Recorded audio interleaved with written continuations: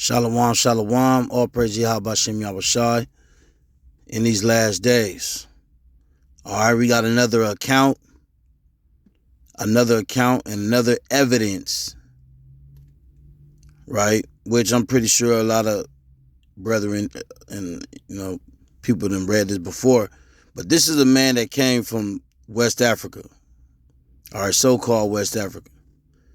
All right, he would be considered a Nigerian, but this is our people, man. This man is an Israelite who knew he was an Israelite. All right, this before, the transatlantic slave trade, or during the transatlantic slave trade, actually. All right, where this man right here. Let me kind of get close to his name. It's kind of blurry, but yeah. So that's his name right there. The interesting narrative of the life. Right? This is his name. I don't know why it's so blurry. But anyways, when you get into his book actually lets you know that all the customs in the Bible, according to the Torah, Tanakh and things of that, yeah. He said that they was following it. But they wasn't calling it the Western names, and some of the customs that they kept was similar to the so-called Jews that he mentions in this book. It says a historical account from the 1700s describes the connection between West Africans and the Israelites. Now, why? I wonder why. Why is there a connection between the West Africans and the Israelites? Now, we know not all West African people in that region are Israelites, but there's a lot more than we think, right? And then you got a so-called Hispanic and northern tribes that went to the Americas during the time of Assyria, right? After they left Assyria, they went into the Americas.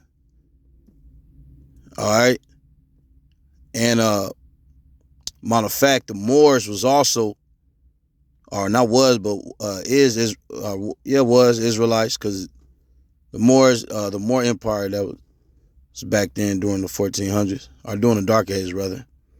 But the Moors led Christopher Columbus out this way, and it's all on record that the Moors, knew the language of the people of this native land, and it was Hebrew. You know what I'm saying? This is why when Christopher Columbus, matter of fact, what's the brother name? He just got a documentary out, put it out recently, Tariq Nasheed, and he was kind of talking about that, and I was surprised, like, wow, he broke that down. He really talked about the Hebrews, about the Moors coming over here to the Americas, speaking the Hebrew tongue, right? Now, now all the stuff that the brothers be putting out is, biblically accurate, but some stuff is, and you got to take the meat to leave the bones, right?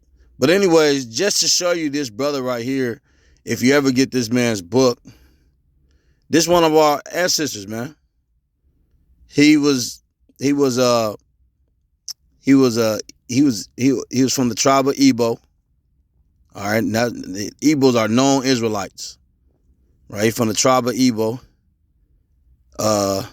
Some call it Igbo or Igbo, but they about the same name though. And he went to Britain. He went to Britain. It kind of tell you a story right here. He went down there to Britain. So basically he got captured, right? He got captured in West Africa.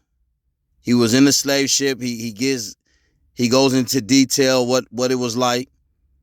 Right, it was a hellish situation being in the bottom of the gut of the ship. Right, and he gets in very detail of what happened. All right, this man followed the laws when he seen how the Jews, the so-called Jews, he was looking at their customs, and he knew that his customs was similar to theirs but see, they whitewashed it. So he was like, it's similar, but theirs is slightly different. Why? Because they were following the ancient Hebraic customs rather than the modern day, GMO, Hebraic Jewish customs that we see today. But this man knew he was an Israelite. He went into slavery. Let's get a scripture on that. Right? He was a part of that. He was a part of that prophecy that people say, oh, no, that's not a prophecy. He was part of Deuteronomy 28:68. Like, this man literally, we have a witness and an account of the transatlantic slave trade for those that say we never came on slave ships. And we have a witness account in the Bible that they did exactly that. Let's get there real quick.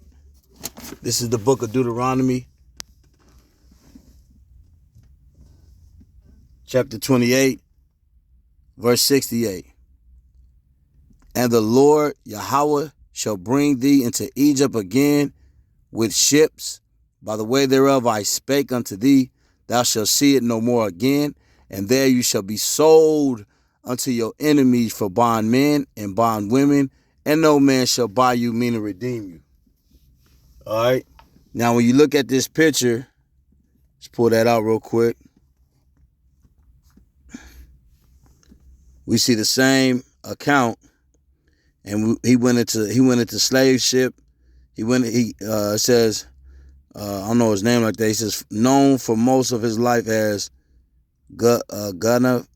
Gatistas Vasa, was a writer and abolitionist from, according to his, the Igbo region of the Kingdom of Benin, enslaved as a child in Africa. He was shipped to the Caribbean as a victim of the transatlantic slave trade and sold to thy enemies as a slave to a Royal Navy officer. And he bought his way out of slavery, and he started being an abolitionist. Now, when you get into the scriptures, man, now this proves the Lord don't care, man. Hey, man, this man kept the laws and all that stuff. But see, he had mercy in his captivity like Daniel did. See that?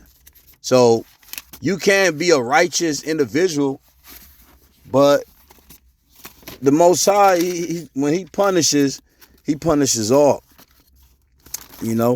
for what the forefathers did. But in the midst of your captivity, like Daniel, like this brother, the Most High will bless you, man. Look at this. Daniel went straight into slavery, even though he was a righteous man. Look what he did when he went into slavery. Daniel chapter 1, verse 8. But Daniel purposed in his heart that he would not defile himself with the portion of the king's meat, nor with the wine which he drank. Therefore, he requested of the princes of the eunuchs that he might not defile himself. Now, he keeping the laws, man. Now, Yahweh had brought Daniel into favor and tender love with the princes of the eunuchs. Just like this man. This man bought his way back. Let's bring this brother out. This man bought his way out of slavery, man. He was enslaved by a Royal Navy officer and bought his way out, and then he became an abolitionist. All right? Now, we always see, because you will have to, and this is why when we rebuke the Edomites, so-called white man, and say he going into slavery for his forefathers, well, we're telling you something that we have already experienced. This is second Ezra chapter 1. Let's go to 6, verse 6. It says, because the sins of their fathers are increased in them. Right, let's go up. Verse 5. Go thy way and show my people their sinful deeds and their children, meaning their generations, their wickedness which they have done against me. It says that they may tell their children's children, because the sins of their fathers are increased in them. You know what I'm saying? The sins of our fathers increased in us. You know? Let's get one more. Let's go to Exodus chapter 20.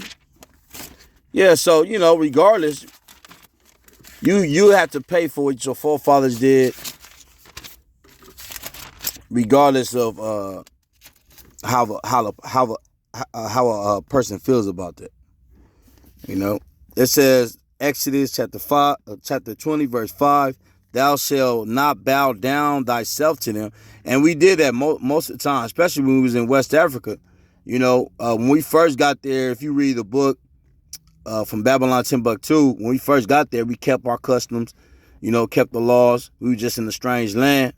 And the neighbors, the Hamites, got mad and start to, reign over us and sell us. And then we start fighting each other and start giving each other up to the Hamites and to the so-called white men. So it's a lot of real dramatic things that happen in Israel and while we was in Africa, right? And then we start following. Once we got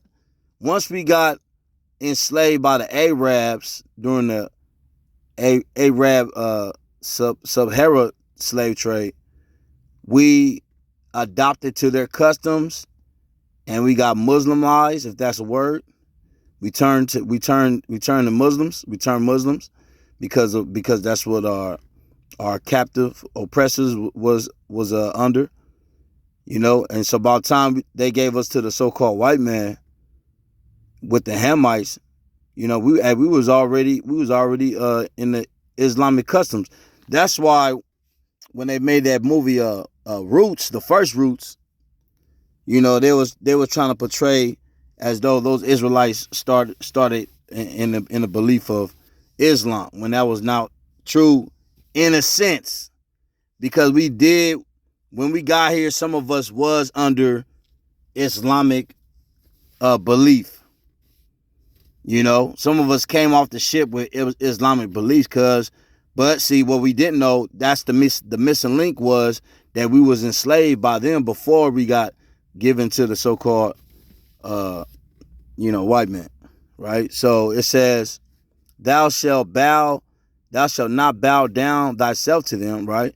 That's the Islamic God and all the other gods we used to worship in West Africa when we fell. Likewise, with the Northern Kingdom, you had the Aztecs, the Mayans, the Incas. They was out here going off too. And so the Lord sent the hammer. The hammer of the Lord is the wicked, and the border of wickedness is Esau, Edom, Malachi 1:4. Nor serve them, for I am the Lord thy God, and make jealous Yahweh, visiting the iniquity of the fathers upon the children unto the third and fourth generation of them that hate me. But look at this. So those that hate the Lord, right? So, like I said, our forefathers disobeyed the Most High. We start worshiping idols, doing all this wickedness, and we had to pay. And our children, the children of the transatlantic slave trade had to pay, like this brother, because he was keeping the laws, man.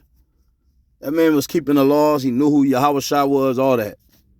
But yet he still went into slavery. But look, in the midst of slavery, he will still show what? Verse 6, and showing mercy unto thousands of them that love me and keep my commandments. See that? So he'll still show love and mercy. And we have many accounts of our